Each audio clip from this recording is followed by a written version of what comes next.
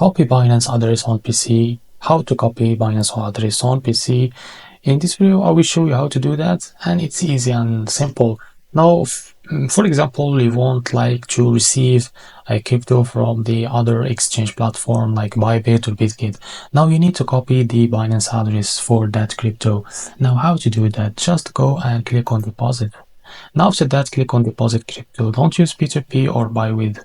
Just click on deposit crypto. Now, as you can see here, search for the crypto that you will or you want to receive from the other exchange platform like Bybit or Bitget, as I said before.